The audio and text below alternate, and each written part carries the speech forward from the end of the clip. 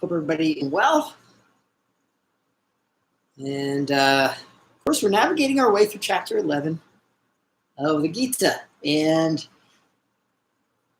in this case, we want to see what we got here real quick. That's going to happen, of course. So we kind of left off. Gosh. With, let me see, 37, right? That's what we're going to pick up. If I can just do this real quick. Okay. Oop. Okay. So, yeah, 37. That's where we left off.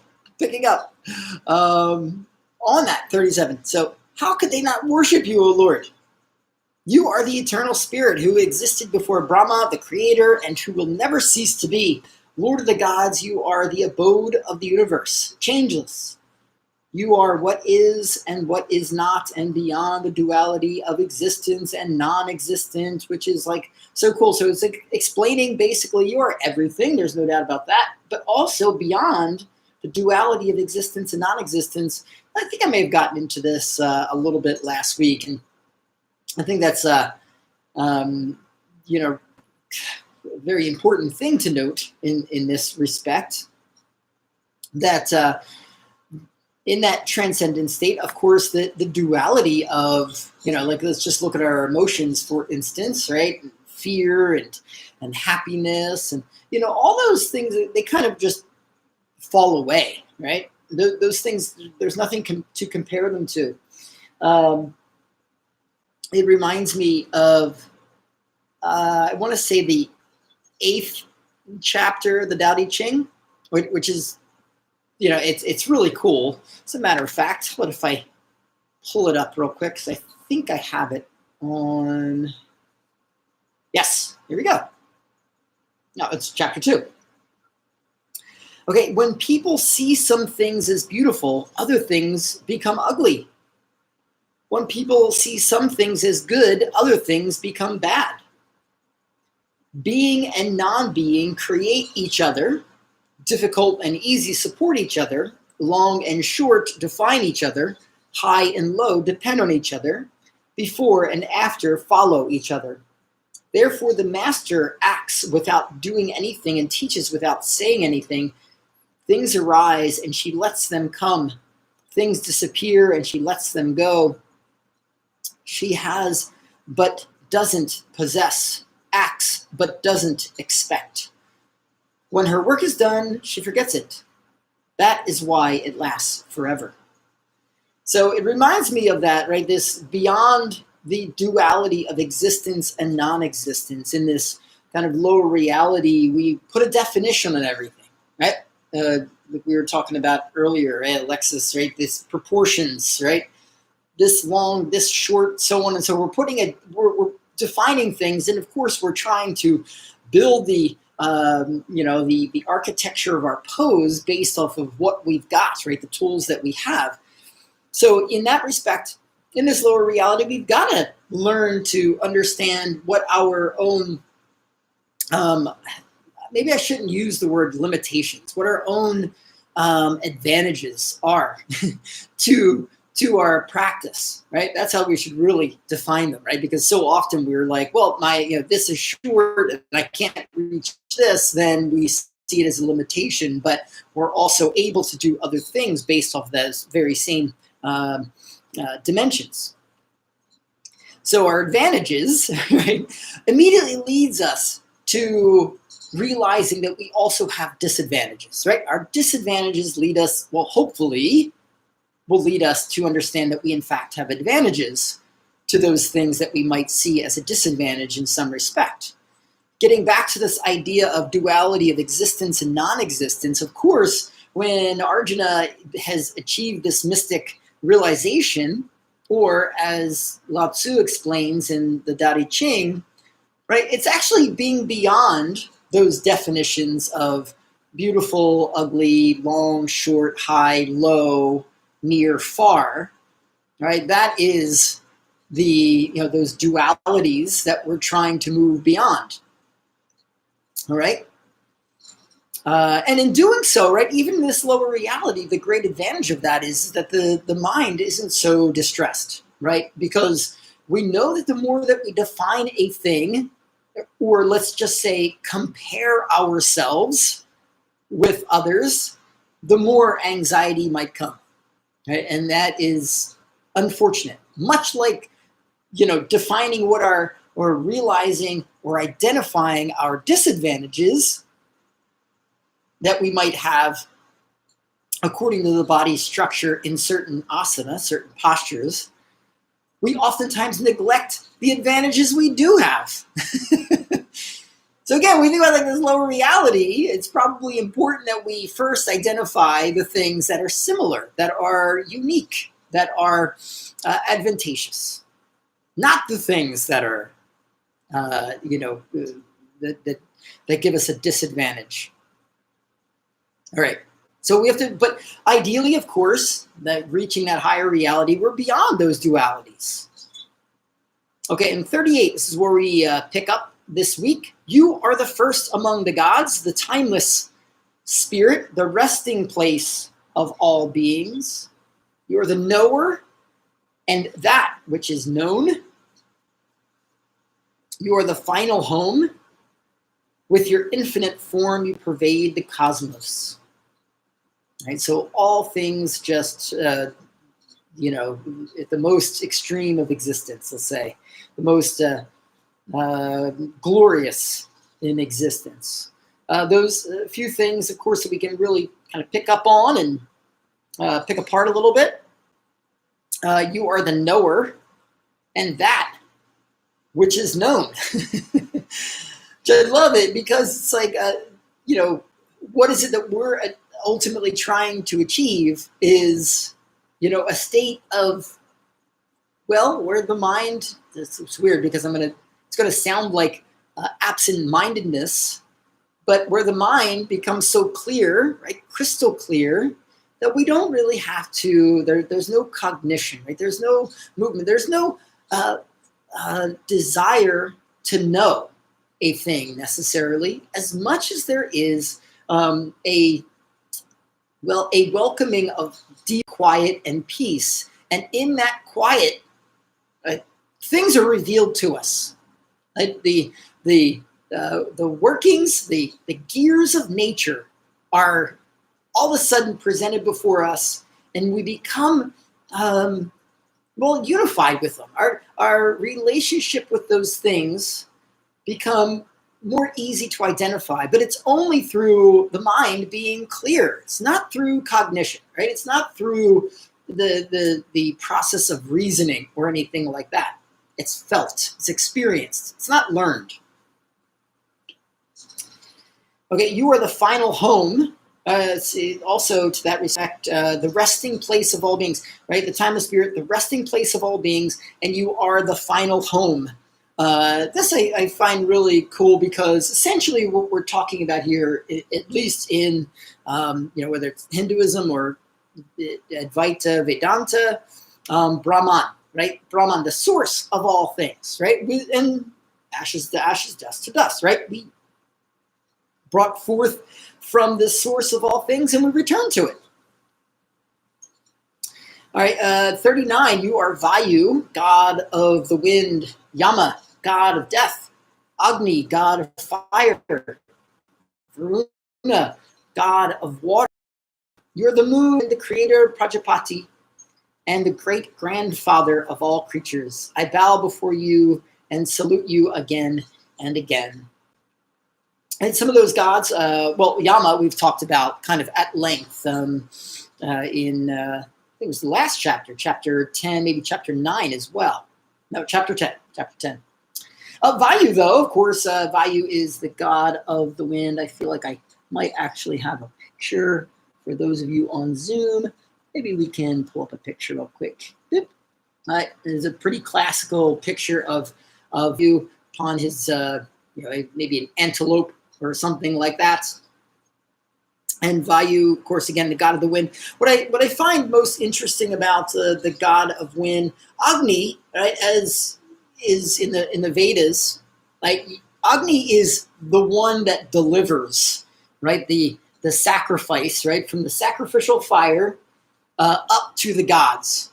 The thing with Vayu that I find so kind of like appealing is, like movement for sure, right? Very dynamic, the most dynamic of movement one could possibly have.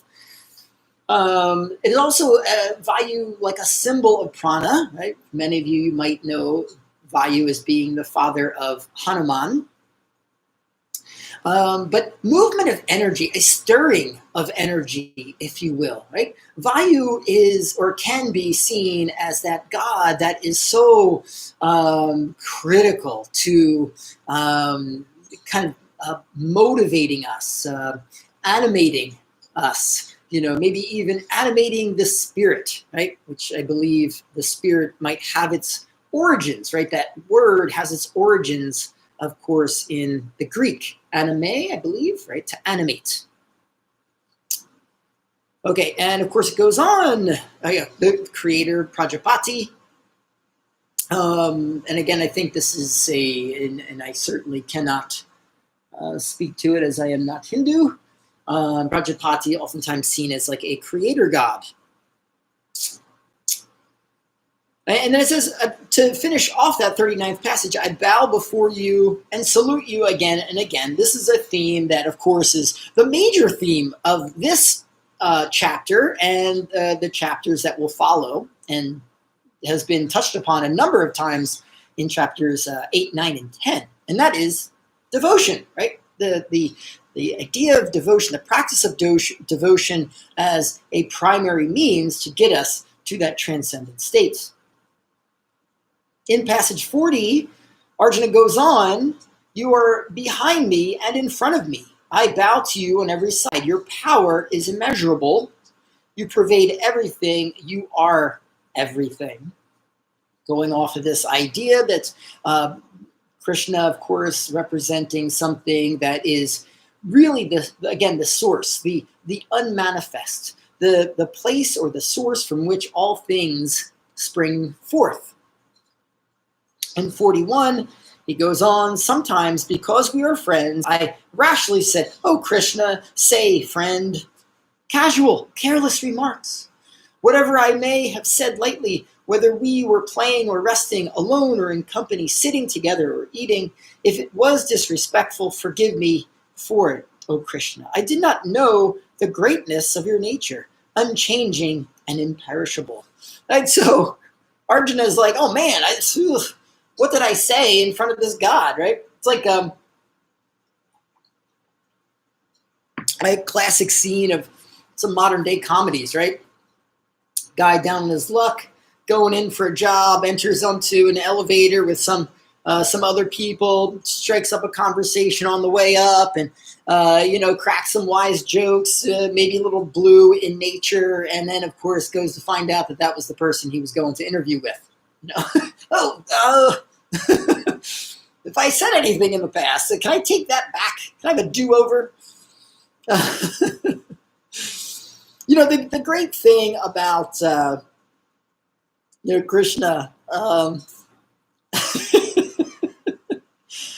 again, as far as religiosity goes, in Hinduism, I'm unfamiliar, but certainly everything I've seemed to have read, there are aspects of these gods that certainly seem to be, we think about Rudra, Bhairava, they represent these, quote unquote, terrible aspects, right? These aspects of nature that are, to the human mind, can, uproot one's world, right? Can really cause great distress.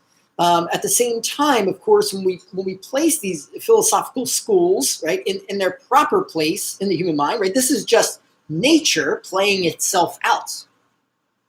All right, so now this reminds me, I'm doing this job at at this house, right? And they have the 10 Commandments in their bathroom. Right? And, and I apologize for my blasphemy off the bat, because, in this interpretation of the 10 Commandments, the second commandment, God's kind of a jerk, So this is the second commandment. Thou shalt not make unto thee any graven image or any likeness of anything that is in heaven above, or that is in the earth beneath, or that is in the water under the earth. Thou shalt not bow down thyself to them, nor serve them. For I, the Lord thy God, am a jealous God, visiting the iniquity of the fathers upon the children, upon the third and fourth generation of them that hate me, and shewing mercy unto thousands of them that love me and keep my commandments. Wow. Like, God's got some issues to work out, and, as does, Krishna in like this form. But this is what I find so, kind of like so appealing in various religions, right? I certainly cannot define Christianity based on just the single commandment, that's for sure, because so many of the stories are so wonderful. But, in this lower form of Krishna's form, he's gonna, in the Mahabharata, really, he doesn't really make mistakes necessarily, right? Doesn't really make mistakes. But there are, let's say, ups and downs through the actions of Krishna. But in his most divine form, right, beyond this physical form, the nature of Krishna is peace, clarity, and calmness. That which ultimately cannot be defined, but of course is the kind of like the ultimate ideal goal that we're trying to achieve in the practice of yoga. Okay. In 43, you are the Father of the universe, of the animate and the inanimate. You're the object of all worship, the greatest guru. There is none to equal you in the three worlds, who can match your power. O gracious Lord, I prostrate myself before you and ask for your blessing. As a father forgives his son, or a friend, or a lover his beloved, so should you forgive me. Which I think is an interesting thing, kind of the backdrop of that second commandment. That God, comes off as such again, as it says, a jealous God. In this case, Arjuna is asking Krishna, the Lord, the source of all things, to forgive him. 45, I rejoice in seeing you as you have never been seen before, yet I am filled with fear by this vision of you as the abode of the universe. Please let me see you again as the shining God of gods, though you are the embodiment of all creation. Let me see you again, not with 1,000 arms, but with 4, carrying the mace and discus, and wearing a crown. Okay. No, we talked about the mace and discus, right? What they can possibly represent, right? The mace, in this case, right, is a that thing that destroys evil, right? Destroys. I forget that demon that is so often depicted. I think we went through it in a few weeks ago. We were talking about Narsimha. In any case, right, the mace, this is a representation, it's a weapon, of course, and it really represents a tool that one uses. It is the strength of one's mind, right? The strength of one's mind. It is the willpower to overcome those, maybe those thoughts that can be really destructive or disruptive. the discus, right? Sometimes discus of light, or a discus of that represents time, right? The infinite, right? Not having, of course, a start or an end point on the edges of that discus. But again, sometimes it represents light, right? And that light, of course, is, well, we could just use the word enlightenment. Now, Krishna goes on, right, picking up where Arjuna left off. Arjuna, through my grace, you have been united with me and received this vision of my radiant universal form without beginning or end, which no one else has ever seen.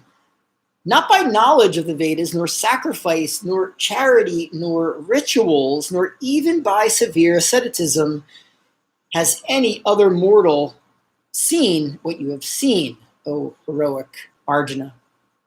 Do not be troubled. Do not fear my terrible form.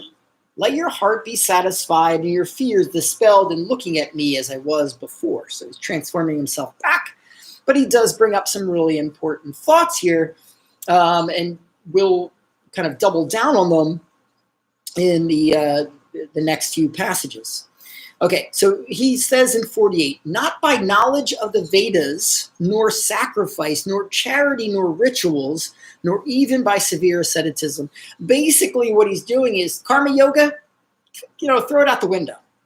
Jnana yoga, just throw it out the window, right? Which leaves bhakti, which he hasn't quite gotten to just yet.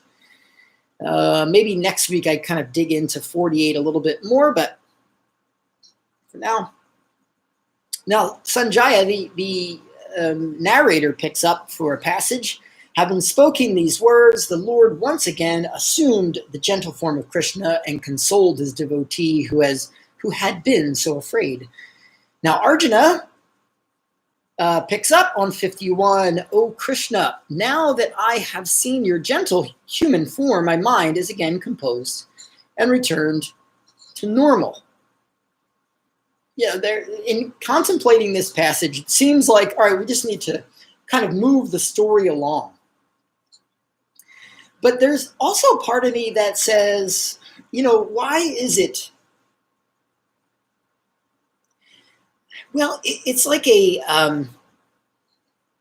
oh gosh. Think about authors, right? I love science fiction and fantasy, like novels and movies and shows. And like the ability of these people to create those worlds, right? To imagine up, to conjure up something so fantastic is just amazing to me. While other writers, right, as gifted as they might be, right? If you read Hemingway or who am I thinking of right now? Who wrote The Pearl? I always make fun of that book. And that writer, Steinbeck, right? But don't get me wrong, Steinbeck, amazing, right? But, when we get right down to it and we watch movies and shows like this, really they're just playing out real life. There's nothing like so abnormal, right? The most extreme things that might come up are the difficulties that life throws at these people. Right? Sometimes those stories can have a pretty extreme element to them. Don't get me wrong, but for the most part, in comparing these two, it's a little bit like Arjuna's like, as students of yoga. This is what I want you to do: to not limit yourself to what you perceive through the tools that you have. Right? Think about it from a quantum level. For instance, right, here's a perfect example of a world that is right there in front of us that we're completely blind to, and yet it exists, right? It's there, but we can't see it, right? We don't have the tools to actually interpret what's going on, right? So, Arjuna, kind of like thrown off in balance by what he had experienced when Krishna decided to show him his true form as, all of creation, was, all of a sudden very fearful in the really the glory of the most divine aspect of Krishna's nature. It's almost like I don't want my students to be surprised by, by any of the possibilities that nature could potentially throw at us. But, again, going back to the senses, right? Let's keep it practical, right? Remind yourself. It's almost like an act of humility. The practice of humility is saying that, the tools that I have are limited. Right? We can extend it further to our relationships. Right? We don't have a full understanding of another person's perspective, how their behavior is conditioned. And therefore, it's very difficult for us. Happened to me just recently, right? Just very, very recently, right? Where, an interpretation of a moment in time to me was very different to somebody else. Who was that? Yes, that would be my wife. I did not see you there. Which should be comforting. I bring it up, right? I bring it up. Yeah, very recently. Right? So I don't have the tools to understand, right, how, the view that, my wife may have viewed the experience, the experiences that we had last night. I found them to be, really pleasant and fun. And I think her, for the most part, yes. Yeah. That's not the point. Great time, all that stuff. But, there's like a few things along the way that, caused some speed bumps in the road, let's say. My shocks were really good, so I just passed right over those speed bumps. I'm very sensitive. Yes. Well, Diana's very sensitive. Those shocks are a little stiffer. Feel everything. Yes. All right, y'all. Well, listen, I better go. I hope everybody enjoyed this talk. Feel free to, of course, ask questions or something like that if you have any questions or anything. All right. Have a wonderful day today.